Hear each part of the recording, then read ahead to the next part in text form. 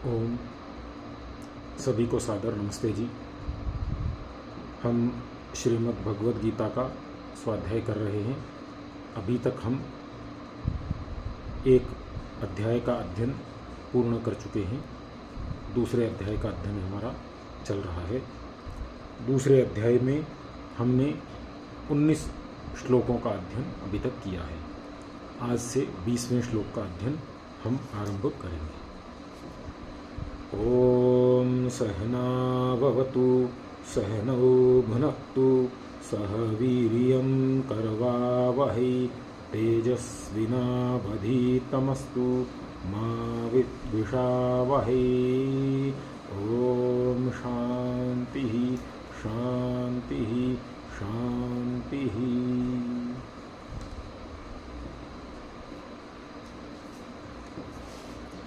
अभी तक हम देख रहे थे कि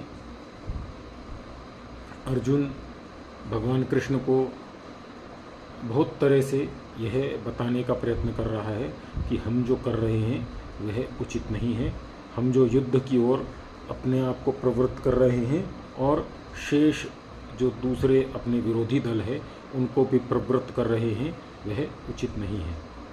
परंतु भगवान कृष्ण उसे समझाने का प्रयत्न कर रहे हैं कि जिन्हें तू समझ रहा है कि उन्हें तू मार देगा, तो वो संभव नहीं है, क्योंकि आत्मा अमर है, अविनाशी है। तो ये सब बातें अभी तक चल रही हैं। आज हम 20वें श्लोक का अध्ययन करेंगे। न जायते म्रियते वा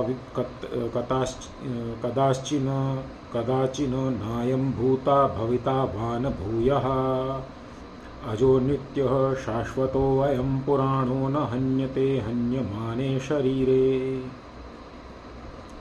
भगवान कृष्ण कहते हैं अर्जुन को, न अर्थात नहीं, जायते अर्थात उत्पन्न होता है, म्रियते और न मरता है, वा कदाचित और कभी, न नहीं, अयम यह, भूत्वा अर्थात यह आत्मा अस्तित्व में आकर, भविता अर्थात होने वाला, वा अथवा, न नहीं, भूय फिर, अज अजन्मा, नित्य नित्य, शाश्वत परिवर्तन रहित, अयम यह आत्मा, पुराणः पुरातन, न नहीं, हन्यते मरता है, हन्यमाने वध हो जाने पर, शरीरे शरीर के। अर्थात भगवान कृष्ण अर्जुन को समझाते हैं कि हे अर्जुन, यह आत्मा न कभी उत्पन्न होता है न कभी मरता है। ऐसा कभी नहीं है कि एक बार यह अस्तित्व में आया हो तब फिर दोबारा होने का नहीं। अर्थात ऐसा कभी नहीं होता कि यह आत्मा अस्तित्व में आया हो। अर्थात यह सदा से है और सदा ही रहेगा। यह आत्मा अजन्मा है, नित्य है, शाश्वत है, पुरातन है। शरीर के वध हो जाने पर भी यह मरता नहीं है। आगे कहते हैं, वेदा विनाशिनम नित्यम य एजम जन्म व्ययम कथम स पुरुषः पार्थ कम घातयति हन्ति कम। अर्थात वेद अर्थात जान जाता है, अविनाशिनम अविनाशी, नित्यम नित्य, यह जो व्यक्ति, एनम इस आत्मा को, अजन्म अजन्मा को, अव्ययम अपरिवर्तनशील को, कथम कैसे, वह सह वह, पुरुषः पुरुष, पार्थ हे अर्जुन, कम किसको, घातयति मरवाता है, हंति मारता है, कम अर्थात किसको। भगवान कृष्ण अर्जुन को आगे कहते हैं कि हे पार्थ, जो यह जान जाता है कि यह आत्मा अविनाशी है, नित्य है, जो इस आत्मा को अजन्मा और अपरिवर्तनशील जान जाता है, वह पुरुष कैसे किसी दूसरे को मरवा सकता है या स्वयं मार सकता है। अर्थात जो जान जाता है कि यह आत्मा अविनाशी है, यह ना पैदा होता है ना मरता है, कैसे वह व्यक्ति किसी के द्वारा किसी को मरवा सकता है या खुद मार सकता है या खुद को मरने वाला समझ सकता है। आगे कहते हैं वांसांशी जीर्णानि यथा विहाय नवानि गृह्णाति नरोपराणि तथा शरीराणि विहाय जीर्णान्यन्यानि संयाति नवानि देहि। अर्थात वांसांसी वस्त्र जीर्णानि फटे पुराने यथा जैसे विहाय छोड़कर नवानी नए गृह्णाति ग्रहण करता है नर मनुष्य अपराणी दूसरे तथा वैसे शरीराणि शरीर विहाय छोड़कर जीर्णानि जीर्ण शीर्ण अन्यानि अन्य संयाति प्राप्त करता है नवानी नए देही अर्थात जीवात्मा। आगे भगवान कृष्ण कहते हैं जैसे मनुष्य फटे पुराने वस्त्रों को छोड़कर नए वस्त्र पहन लेता है वैसे ही देही जीवात्मा पुराने पुराने जीर्ण शरीर को छोड़कर नए शरीरों को प्राप्त करता है धारण कर लेता है। अब इसमें शरीर और आत्मा के भेद को शरीर की अनित्यता को और आत्मा की नित्यता को दर्शाने के लिए इससे अच्छा दृष्टांत नहीं दिया जा सकता है। जैसे फटे पुराने कपड़े बदल दिए जाते हैं मनुष्य वही रहता है, उसी प्रकार जीर्ण शरीर बदल दिया जाता है और आत्मा वही रहता है। नए कपड़े की तरह नए शरीर का धारण ही जन्म कहलाता है और पुराने कपड़े की तरह पुराने शरीर का छोड़ना ही मृत्यु कहलाता है।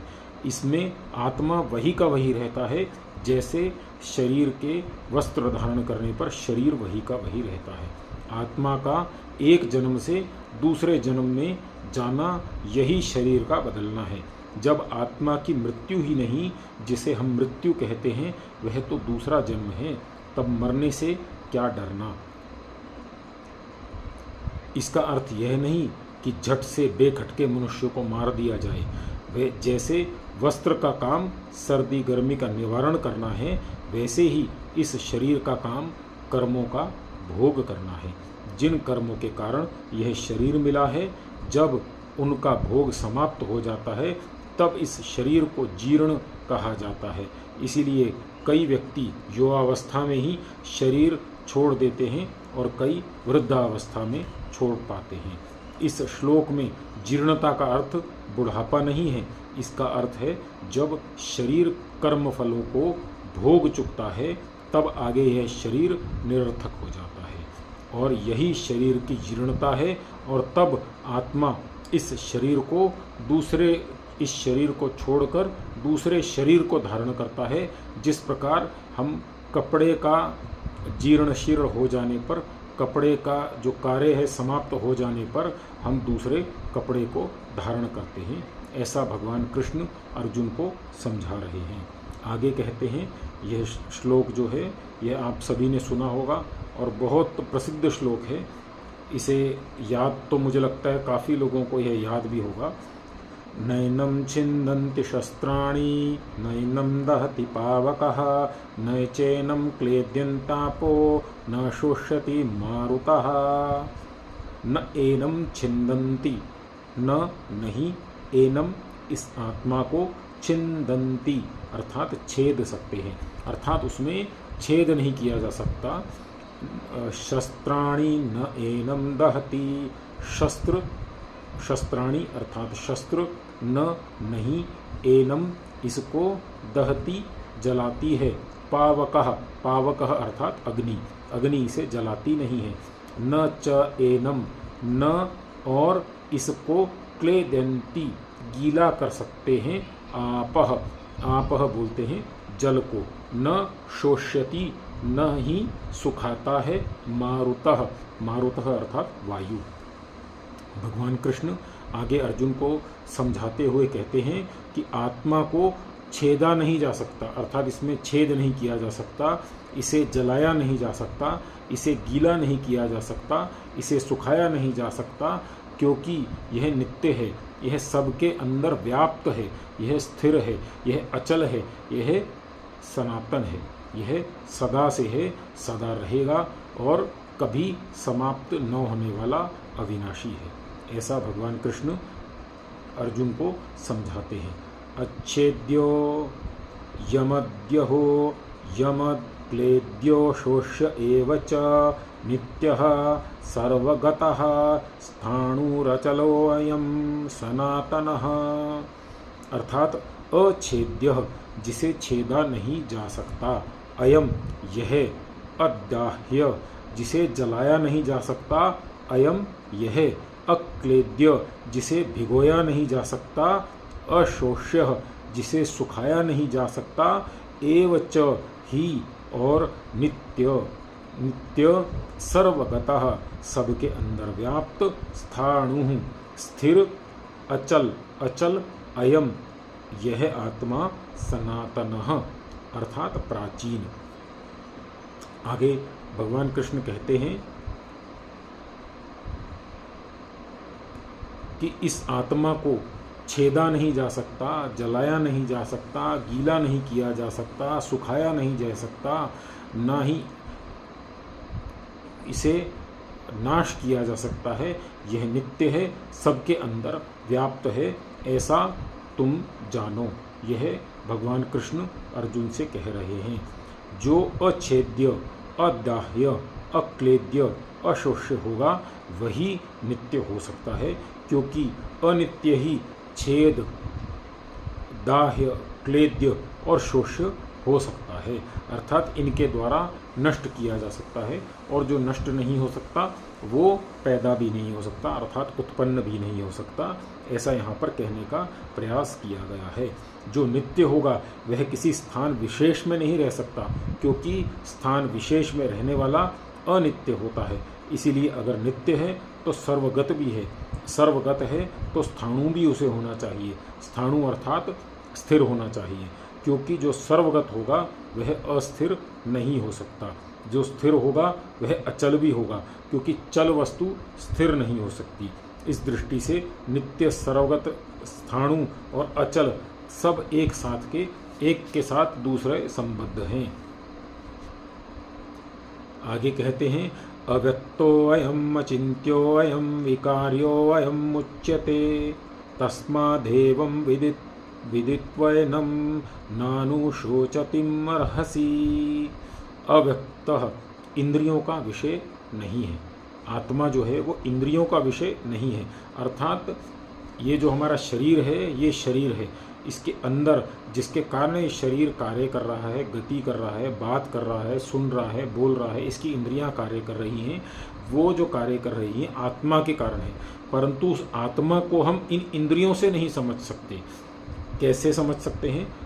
अव्यक्त अयम इंद्रियों का विषय नहीं है ये आत्मा, अचिंत्य अयम मन का भी विषय नहीं है ये आत्मा, अविकार्य अयम विकार रहित है यह आत्मा। अर्थात विकार जो होते हैं, जैसे मनुष्य जन्म लेता है, उत्पन्न होता है, जन्म लेकर के बड़ा होता है, उसका एक बालपन आता है, जवानी आती है, जरावस्था, बुढ़ापा आता है और मृत्यु, तो ये विकार है। इस प्रकार आत्मा विकार रहित है, ना वो पैदा होता है, ना बड़ा होता है, ना छोटा होता है, ना वो बूढ़ा होता है, ना उसका बालपन आता है, ना उसको जवानी आती है और ना वो कभी मरता है।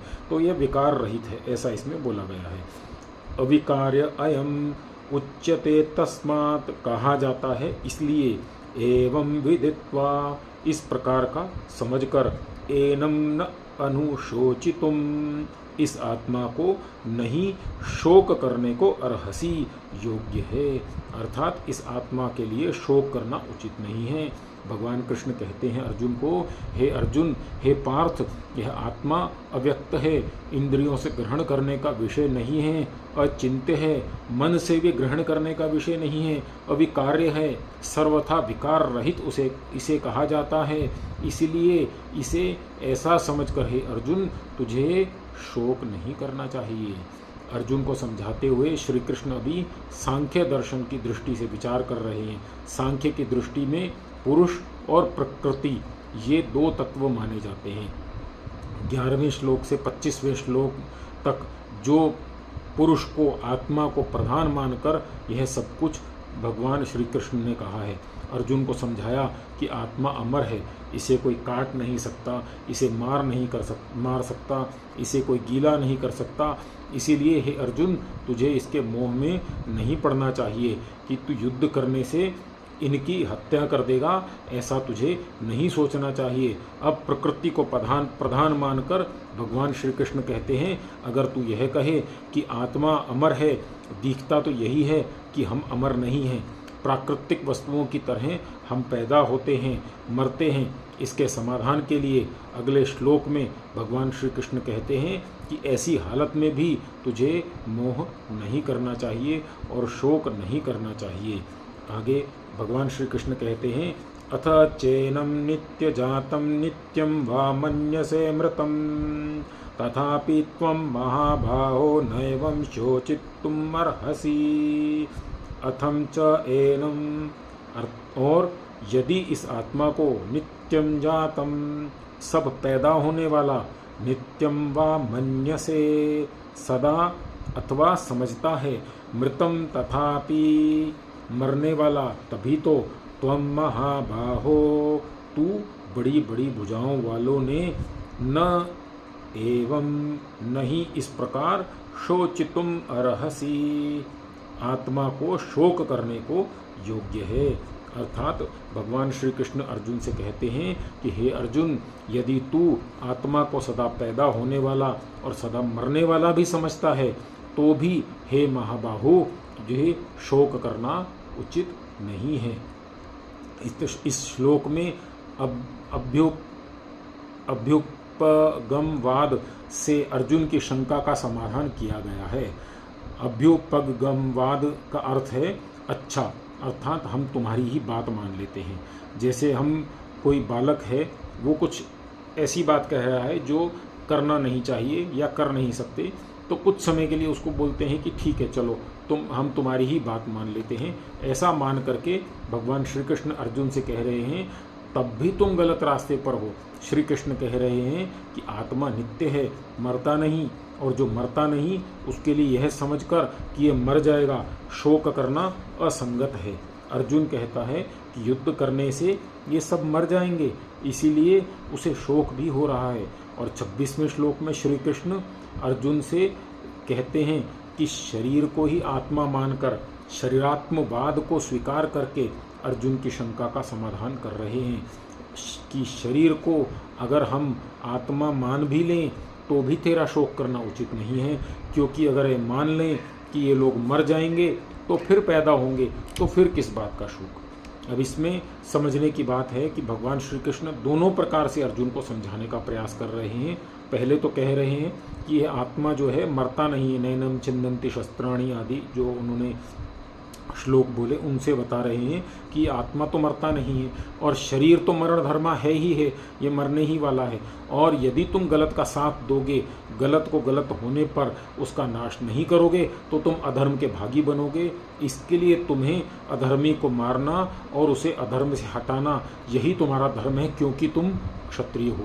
और यदि मैं तुम्हारी बात मान भी लूँ कि ये आत्मा अमर नहीं है, आत्मा मरने वाला है, यह शरीर ही आत्मा है, यह शरीर मर जाएगा, तो भी यदि मैं तुम्हारी बात मान लूँ तो भी तुझे शोक नहीं करना चाहिए, क्योंकि ये लोग मर जाएंगे और मरने के बाद पुनः पैदा होंगे।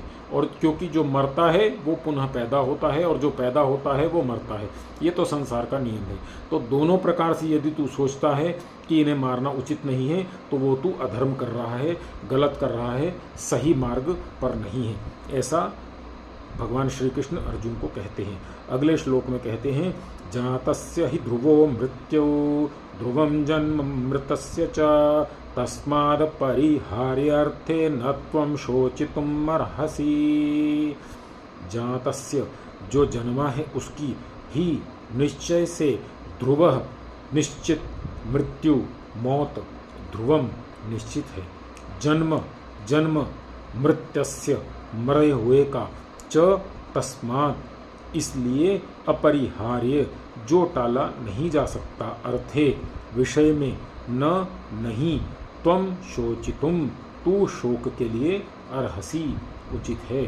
भगवान श्री कृष्ण अर्जुन को कहते हैं क्योंकि हे अर्जुन, जो जन्मा है उसकी मृत्यु निश्चित है और जो मर चुका है उसका जन्म निश्चित है।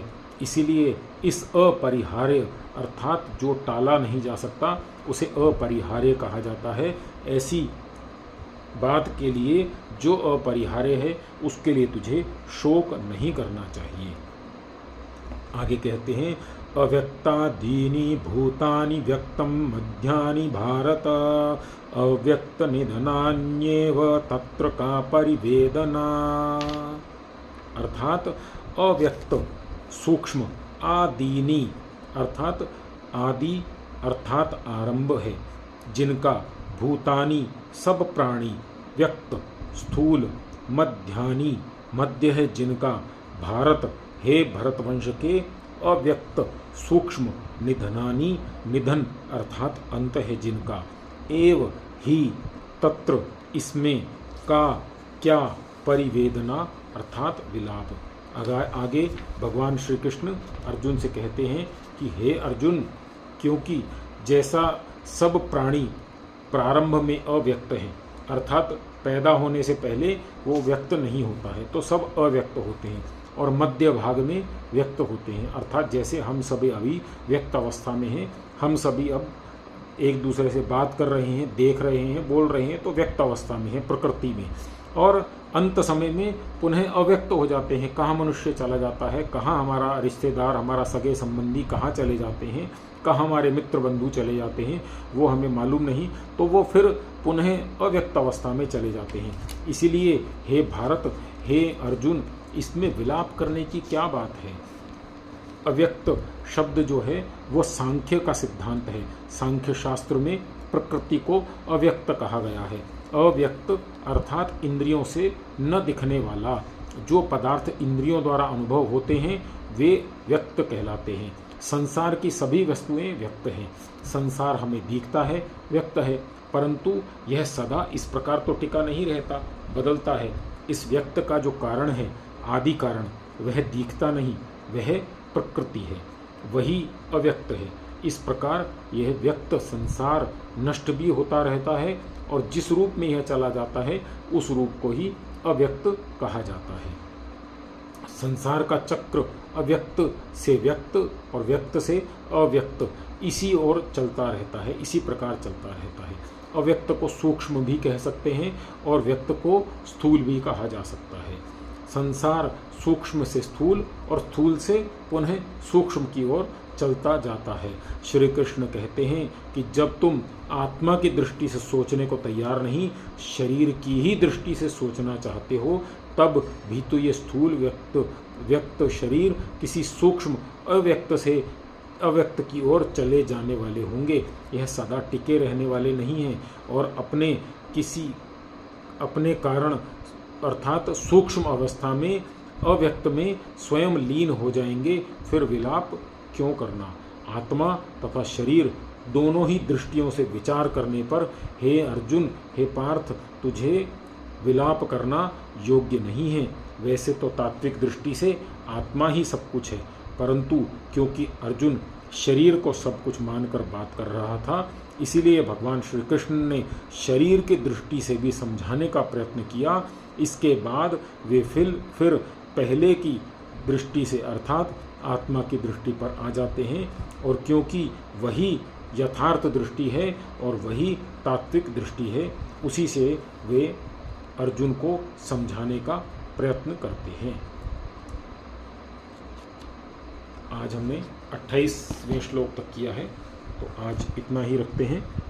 कल हम 29वां श्लोक करेंगे, और आज जैसे शनिवार है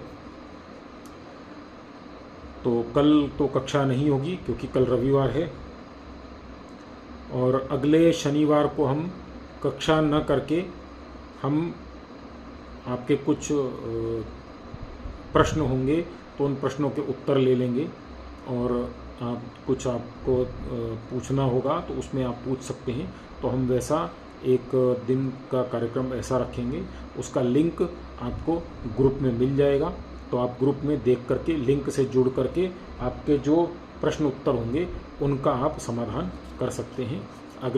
अब सोमवार से हम कक्षा करेंगे, सोमवार से शुक्रवार और शनिवार को आपके प्रश्नों के उत्तर के लिए समय देंगे।